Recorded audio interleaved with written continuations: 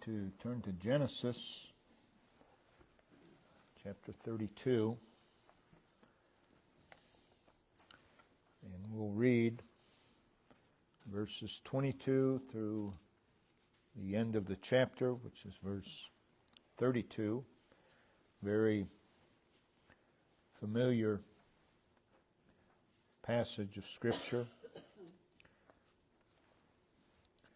And he rose up that night, took his 2 wives, his 2 women servants, and his 11 sons, and passed over the ford Jabbok. And he took them and sent them over the brook, sent over that he had. And Jacob was left alone. And there wrestled a man with him until the breaking of the day. And when he saw, that is, the heavenly wrestler, which is the Lord, that he prevailed not against him, he touched the hollow of his thigh. And the hollow of Jacob's thigh was out of joint as he wrestled with him. And he said, Let me go, for the day breaketh. And he said, I will not let thee go. This is Jacob speaking now, except thou bless me. And he said unto him, that is unto Jacob, What is thy name? And he said, Jacob. And he said, Thy name shall be called no more Jacob, but Israel. For as a prince hast thou power with God and with men, and hast prevailed. And Jacob asked him and said, Tell me, I pray thee, thy name. And he said, Wherefore is it that thou dost ask after my name? And he blessed him there. And Jacob called the name of the place Peniel, for I have seen God face to face, and my life is preserved. And as he passed over Peniel, the sun rose upon him, and he halted upon his thigh. Therefore the children of Israel eat not of the sinew which shrank, which is upon the hollow of the thigh unto this day, because he touched the hollow of Jacob's thigh in the sinew that shrank. What we read here, of course, is a event in the life of Jacob. Not just any event, but a person in life-altering event.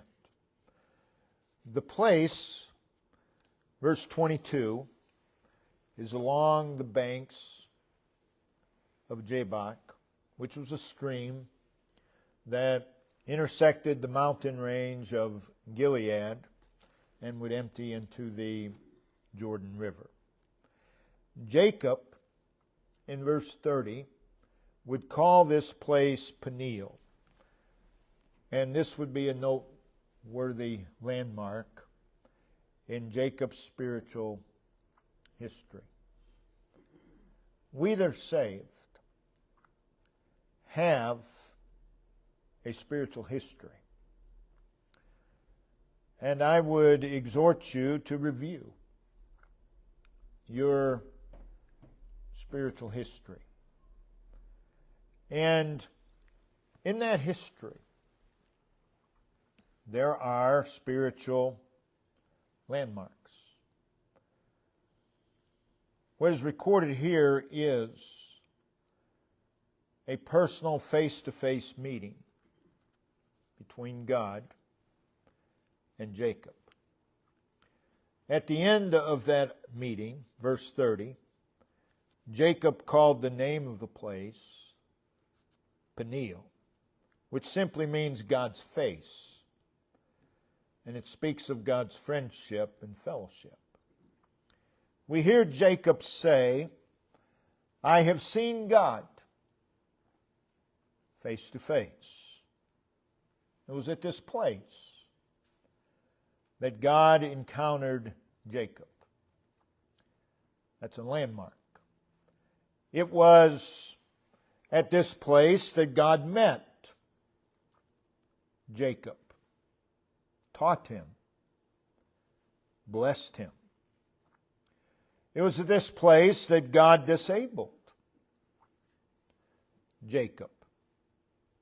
It was at this place that God conquered Jacob. It was here that Jacob was brought from cunning to clinging to God, and from resisting God to resting upon God. It was here that God did a transforming work, not only upon but within Jacob. And we hear Jacob say, verse 30, "My life is preserved." So this is a life-saving event in the life of Jacob. So what is before us here is a display of the sovereignty of God, the one who prevails and presides over all things.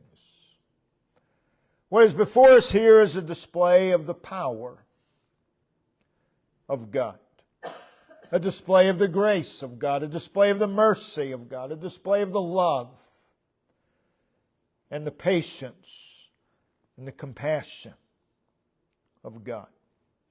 It is a display of the transforming power of the Lord. We want to develop the thought of the message from verse 28. When God said to Jacob, "Thy name shall be called no more Jacob, but Israel." No more Jacob, but Israel. This would be the result of a miraculous work of God. No more Jacob, but Israel. Or no more, but. So the old is past, something new is developed. Our subject is a God-given change of name. No more Jacob, but Israel. So what we read here is a God change in Jacob. No more Jacob, but Israel. Two names, Jacob, Israel. And it's important that we remember that in the Bible, names mattered. Names mattered. In our culture, for the most part, we name people because we like the name. But in the Bible, that's not the case. Names were given to denote character and the life of an individual. We basically do with nicknames what they did with names in the Bible. When God said to Jacob, "Thy name shall be called no more Jacob, but Israel," He was giving Jacob a new reality. He was giving him a new identity. He was redefining. He was reshaping the life of Jacob. God left His mark upon Jacob. So let's consider briefly some background. We all know the story, hopefully. Isaac and Jacob, or Isaac and Rebekah, were of course the parents of Jacob. When Isaac and Rebekah were expecting twins, after 20 years of marriage, God gave the promise to Rebekah that the younger of her twin sons, which would be Jacob, that he would receive the birthright. That's an astounding thing. That goes against their custom. It goes against history. It was God's will. It was God's plan for Jacob, the younger, just by moments, to receive the birthright. That was God's will. God did not need any help in bringing about His will. Still doesn't. When it came time for Isaac to confer the blessing of the birthright upon Esau, because Esau was the eldest, Jacob and his mother mostly, unsurrendered to God, instead of trusting God to keep His word, instead of trusting God to work His will, they panic. This is what unsurrendered lives do. They panic. And as a result, they begin to plot. And they begin to plan. Because after all, we have to make sure that Jacob gets the blessing of the birthright. You don't have to make sure. God's going to do that without your help. But that's what unsurrendered lives do. Well, we've got to make sure. We've got to work the angles here. So they make up Jacob to look like Esau. Jacob pretends to be Esau. Isaac is old. He's half blind. He does not know. And he bestows the blessing of the birthright upon Jacob. When Esau finds out, chapter 27, verses 41 and 42, he's furious. And he promises to kill Jacob as soon as Isaac passes, the father.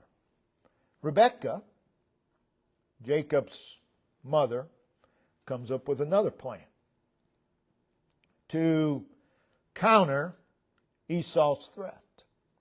We see that in chapter 27, verses 43 through 45. You go to your uncle Laban's house for a few days. For a few days. But he ends up being gone for 20 years. And during that time, Rebekah died. She never saw her son again. A few days turned into 20 years.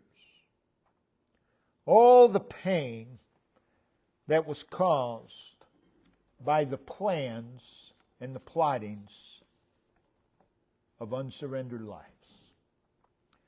In Genesis chapter 28, Jacob is on his way to his uncle Laban's. And he has a supernatural experience with God at Bethel, which also would be a landmark in his spiritual history. God was there. The heavens were open. The angels appeared. And God spoke to Jacob. And He spoke a wonderful promise to Jacob. Jacob was being reminded of God's presence. And Jacob responds, verses 20 and 21 of that chapter, basically bargaining with God. Still trying to control and be in control. Why? Because that's what unsurrendered lives do. I mean, that's just what they do. It comes natural to them. Jacob would arrive at his uncle's house. He would fall in love with his cousin Rachel. And he agreed to work 7 years for the hand of Rachel in marriage. The morning after the wedding, Jacob discovers that his uncle had given his older daughter, Leah, unto him. Jacob the deceiver has been deceived. So Jacob agrees to work an additional 7 years for Rachel. Then 6 more years for his herds. So there's a lesson here. Jacob refused to submit to God at home and ended up submitting to Laban for 20 years. Oh, the bondage of unsurrendered lives. Well, after 20 years, Jacob flees the house of his uncle Laban with Leah and Rachel and their children and their servants and their herds, and he heads home for a better life. And there he is, looking for a better life. That's what unsurrendered lives do. They're always looking for a better life, not realizing that their miserable life was caused by their unsurrender. It's been 20 years since Jacob had last set foot upon his father's land.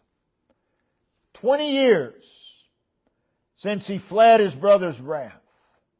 20 years since he met God at Bethel.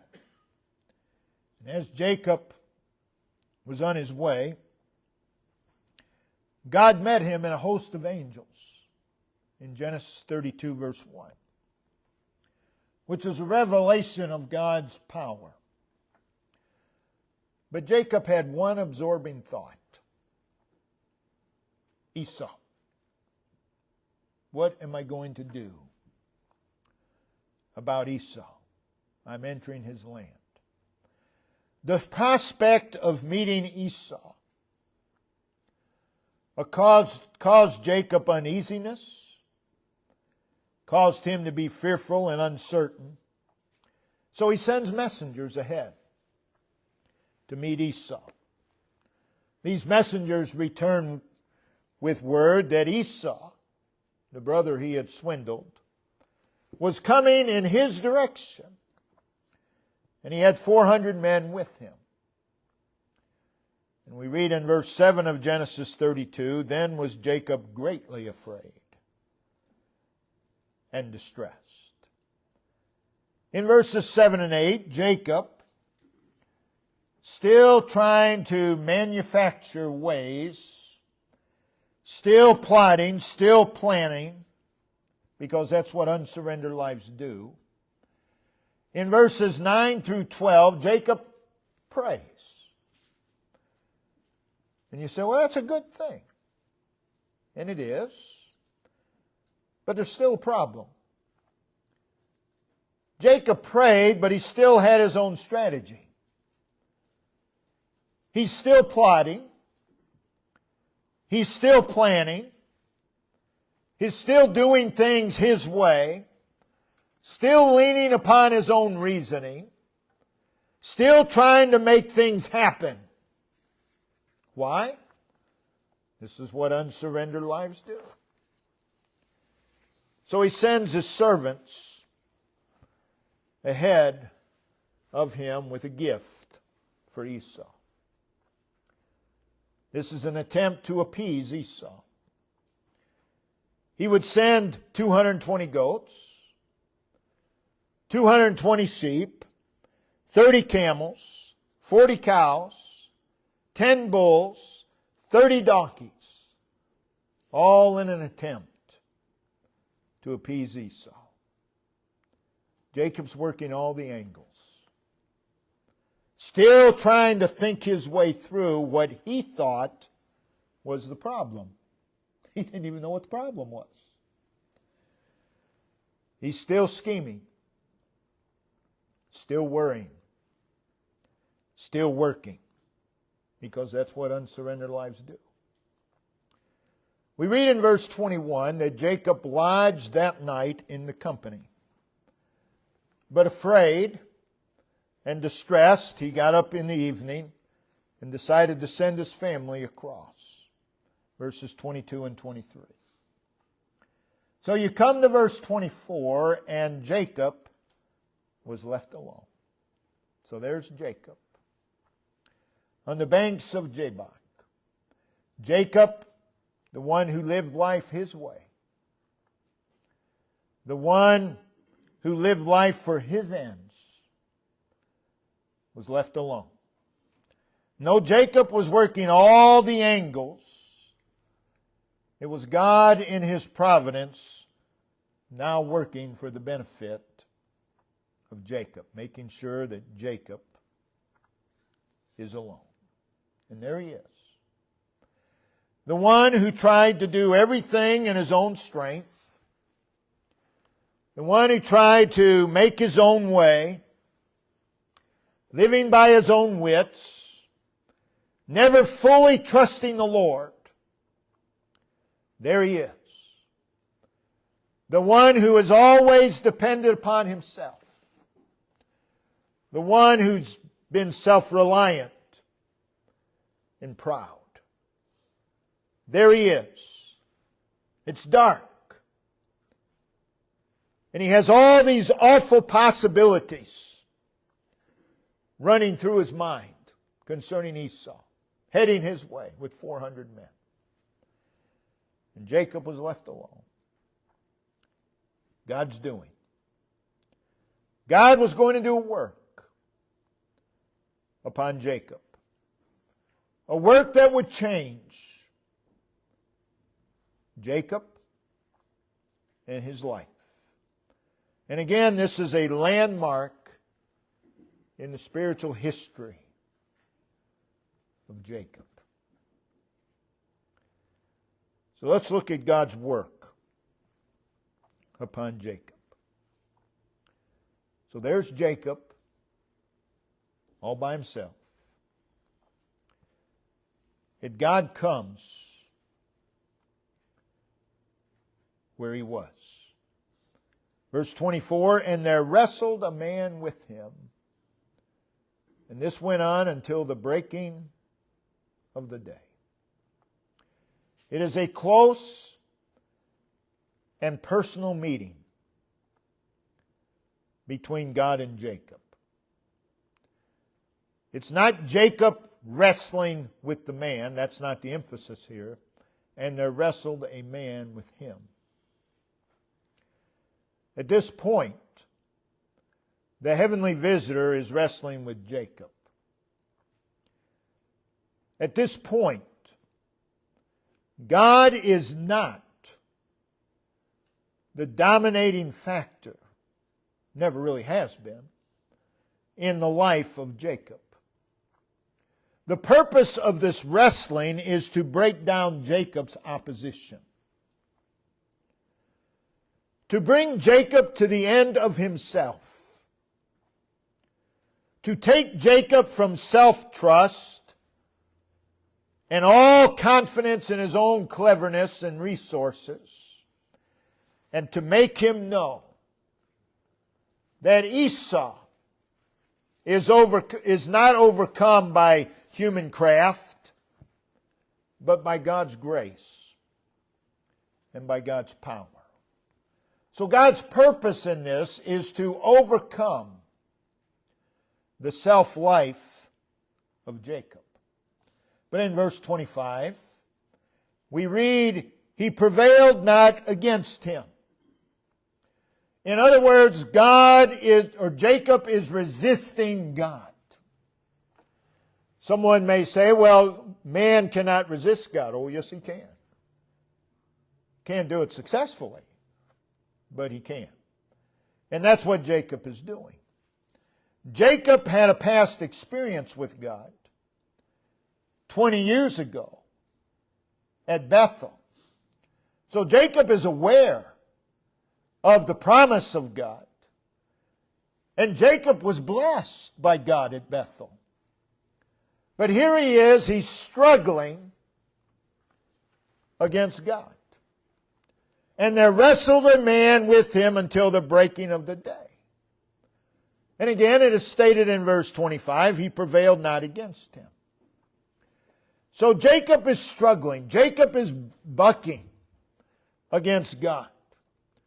God knew this. God saw this, that Jacob was not going to quit on his own in his resistance. Jacob, left to himself, would continue to buck against God. Why? Because that's what unsurrendered lives do. That's just what they do. And Jacob would continue to do this were it not for the Lord. But we're told in verse 25 that he touched the hollow of his thigh. The result of this touch and the hollow of his thigh was out of joint. A simple touch. Could not have God done that earlier? Well, most certainly. But He didn't. A simple touch, and Jacob's hip is out of place.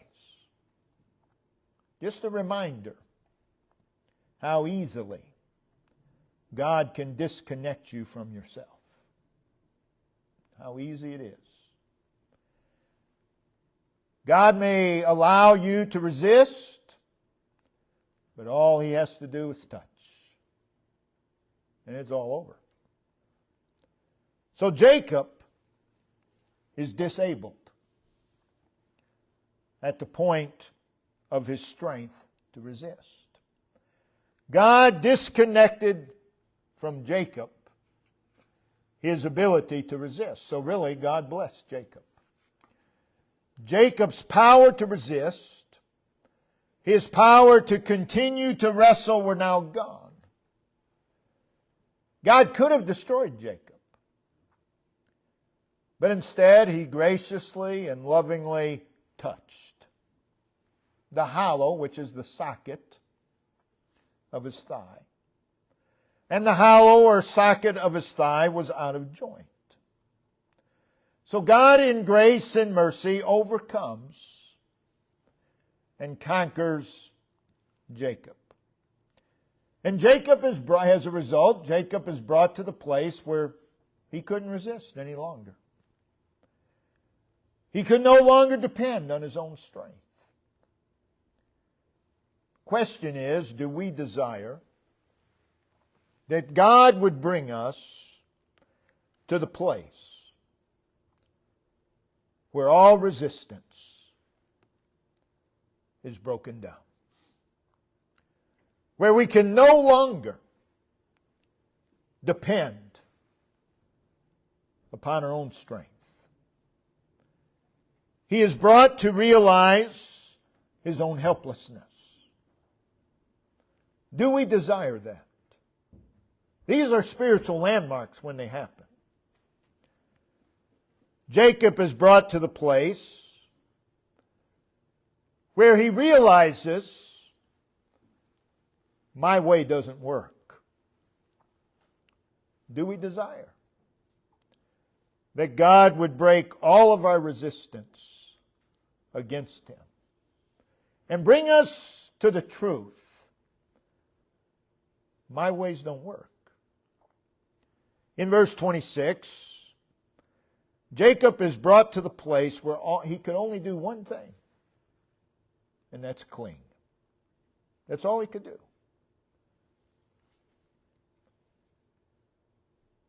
It's self that gets in the way. And this is what God is doing. He's removing Jacob from himself. Jacob, his hip is dislocated. His strength is taken away. And he realizes the greatness of God. And he lays hold upon God. And he refuses to let go. absolutely refusing to let go of God. In verse 26, Jacob is crying out to be blessed of God. That is, he came to the point where he believed and realized that God was sufficient to provide everything he needs. His words, "I will not let thee go, except thou bless me," are clear evidence that a change has taken place in Jacob. Jacob is now aware of the futility of self. And now he clings to God for God's blessing upon him. "I will not let thee go, except thou bless me." Jacob has now been brought to the right place and the right position before God. He has, clinging to God, he has rest of heart. In verse 27, the question from God to Jacob was, "What is thy name?" God doesn't ask questions for information. God already knows. He asks questions for purpose. "What is thy name?" Again, names meant something. Names describe character. What God is saying to Jacob is, "Jacob, describe yourself to me. Tell me who you are. Confess to me who you are. Acknowledge who you are. What is thy name?" Which would also serve as a reminder of Jacob's sin. Chapter 27, when Jacob went in to deceive his father asked him what? "Who art thou, my son?" And what did Jacob say? "I'm Esau." "No, you're not Esau." God's reminding him of his sin. Verse 24, Isaac asked his father, "Art thou my very son Esau?" And Jacob said, "I am." "What's your name?" "It's not Esau." "What is thy name?" Chapter 27, verse 36, we hear Esau say, "Is not he rightly named Jacob? For he hath supplanted me these 2 times." When God asks, "What is thy name?" Jacob is brought to confess, "Jacob. I'm Jacob." Not only is he brought face to face with his sin, more importantly, he's brought face to face with who he is. "I'm Jacob." The name Jacob described the character of Jacob. The name Jacob means user, usurper, deceiver, conniver, contender. "What is thy name?" Jacob responds, "Jacob." Jacob is saying, "I am the pretentious, selfish one. I am the one who insists upon his own way." He says, "I am Jacob, the one who's always working the angles for my own benefit. I am Jacob, the unsurrendered one. I am Jacob, the schemer, desiring to order my own life. That's who I am." God brought him to that point. We were brought to that point at salvation. And throughout our spiritual history, there are times where we have to be brought to that point. Who are you? Not who people think you are, not who you might think you are, but who are you? I'm Jacob. I'm Jacob. But then notice verse 28. You hear the Lord say, no more Jacob, but Israel. A meeting with God that changed Jacob's character, changed his life, changed his outlook, changed his purposes. Again, no more Jacob, but Israel. Israel means it is God that fights and prevails. It is God that is in control. No more Jacob, but Israel. One who prevails with God.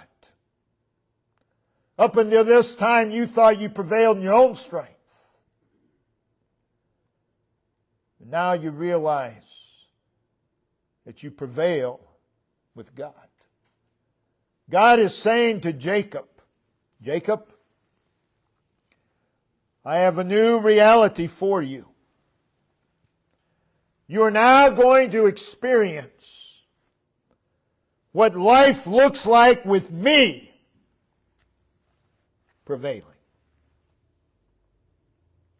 No more Jacob, but Israel. That is, life is no longer about you.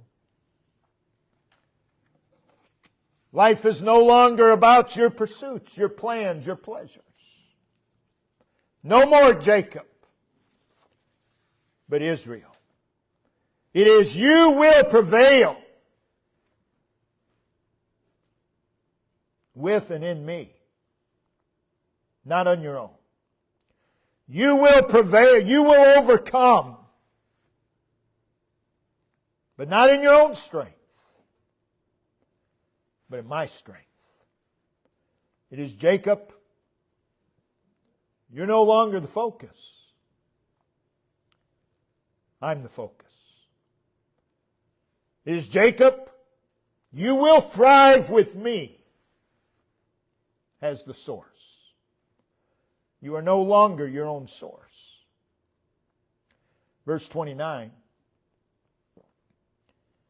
And Jacob asked him and said, tell me. That is, relate in detail. Make known to me. Tell me.